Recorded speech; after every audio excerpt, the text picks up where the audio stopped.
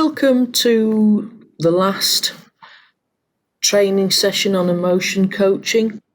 This bit is called Having a Go because it just gives you a couple of tools that you can use so you can practically implement it. It does go with the last section quite nicely. Let's get the PowerPoint up so we can get going.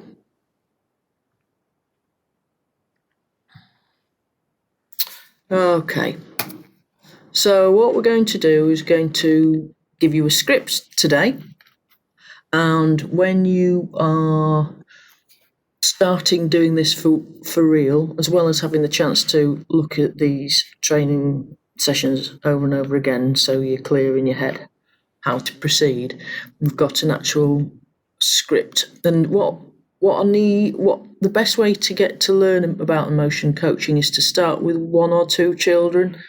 Don't try and generalise and transfer your learning straight away, because you need to really consolidate it and get it into just an unconscious way of being, really, so you're always proactive about using it. Actually, it isn't that tricky to do, it just needs a bit of practice.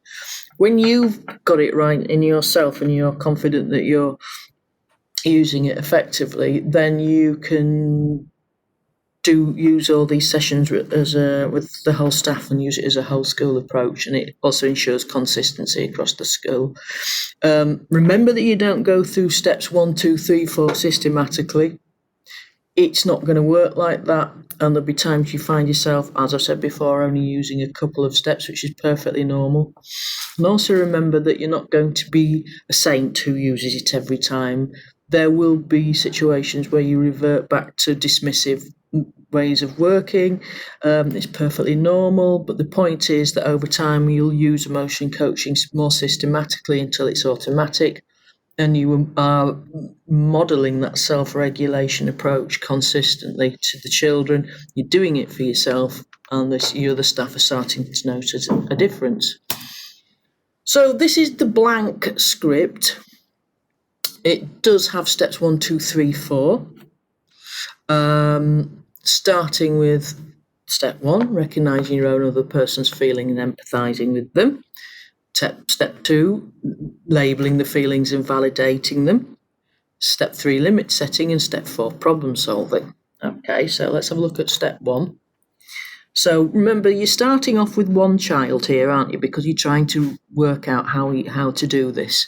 So actually, the step 1 is the really immediate step is, what are the feelings you might experience in this or a similar situation, and what are the feelings that the other person is experiencing. Here we now got a nice little list that you can use, and there's plenty of other lists that we've got in this training course as well, and of course you'll get a PDF with all the slides on, so that will help you out too.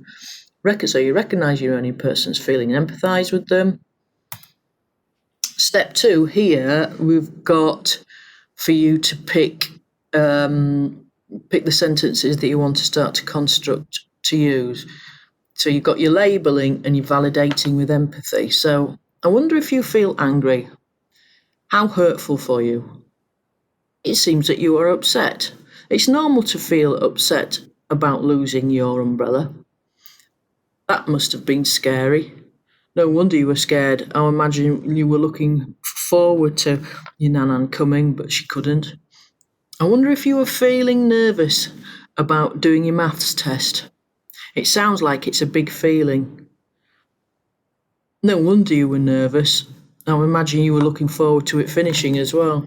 So you get the idea as you go along. So you're looking for physical as well as verbal signs when you're validating. You're affirming. You're allowing time to calm down. So you're watching out for physical signs of calming, but you're also your own body language and the tone of voice, which we talked about. Your own tone of voice when you're doing this is a calming tone of voice. Section 3, put your limits in if you need to. Not everybody who's dysregulated is wrecking the classroom. Some of them are just plain old upset and just need some time. But it is about, for those children who are becoming more agitated, being really clear about what the expectations are. And this is where it's always useful to have a visual on the wall in the classroom about the classroom expectations, so you can refer to them and point to them. Look at these. We did these class rules, which are positively phrased, class rules together. Can't you remember doing this one? Why did we put that class rule into place? So don't be frightened of this. It's critical that we have expectations about behaviour, otherwise we don't know how to behave. We've talked about that previously. And step 4 is the problem solving part. Again, this actual script is useful, this extended script, is useful because it gives you alternative courses of action to pick from. Again, when you're practicing with that child on a one-to-one basis, where you're focusing on that particular child. It gives you scripts about how to problem solve, and we've looked at that. So I'll go back to again. So once you've got your blank script, then it's probably helpful to look back on certain situations with a certain child and think about what you would have done, because then you can reflect and think about, maybe do it with a colleague at school, about what those feelings were, how you would effectively label and validate them, what the limit should have been, and that you only put in when the child is calm, and how you could have problem solving, so you can reflect back, think about it. So you're actually in a position to anticipate and be more proactive when it happens again. Okay, so I hope that helps. That will be emailed to you as part of this course. We touched on it in previous sections, but there are other ways to help with regulation. So you could try and regulate using rhythmic activities is more and more recognised as being helpful, because the lowest part of the brain needs to be regulated, and doing it through rhythm and repetition and rhythmic activities is really helpful. So to counteract fight impulse, you might do something like deep touch pressure activities, and flight impulse, you might introduce some proprioceptive activities. So it's all that stuff that's about walking, running, dancing, singing, deep breathing, trampolining, drumming, bouncing on a fitness ball, walking along the balancing beam. It's all that use of physical activity. Calming and grounding activities to co-regulate a child who's flipped their lid. These are helpful as it focusing on outward strategies to the external world. We might think of it distracting or centering, and could include counting breaths in and out, watching clouds, counting backwards, placing a cool cloth on the face, playing 5, 4, 3, 2, 1 game. So I've got it written down here for you to use. 5 things you can see, 4 things you can feel, 3 things you can hear, 2 things you can smell, 1 thing that's good about yourself. And always keep in mind, whilst you're implementing emotion coaching, let the child know that they're safe and secure. And it's those 4 S's of attachment that was early in the course. I am going to stay near you to make sure that you stay safe. So these are happening for a child who has dysregulated. And when we're co-regulating with a child who's flipped the lid, main attunement by recognising the emotion, empathising, validating, labelling, because you're always letting them know the emotion is okay. I can see, this is emotion coaching in action, I can see you are really angry because you had to stop playing your favourite game. I can see you have screwed up your face really tight, your face is red and you are breathing really fast.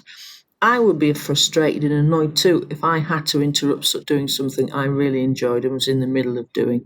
So you don't have to use it when it is not. Emotion coaching is not about when a child has flipped their lid. It's about recognising it beforehand, but you can still try to co-regulate, obviously try and co-regulate when they've lost it, but it's about using it proactively as much as you can. And this is a lovely phrase that's been used by somebody who's used to practicing emotion coaching, who's got proficient at it. I feel more in control but less controlling. And because emotion coaching gives anybody who uses it regularly an outlet to actually practice their own regulation, which is extremely useful. in all walks of life, whether you're dealing from having to return goods because they're faulty, to dealing with difficult family members or difficult friends, and keeping those relationships going, even though at times it might be tricky. So hopefully you have learned throughout this course, through these 9 sessions, you've learned how to do it, and you need to go away and practice. But you've learned, more importantly, why you do it. Because if you understand why you do something, then you're much more likely to buy into it and give it a go. So remember that emotion coaching is not a quick fix. It's not a substitute for specific or other interventions. It's not therapy, and it's not a remedy for all of life's difficulties. What it is a universal relational approach to support emotional regulation through empathetic co-regulation. It's about helping children recognise, label, manage and understand emotions in themselves and others so that they can regulate themselves in time, independently. And it is not about dismissing or disproving emotions.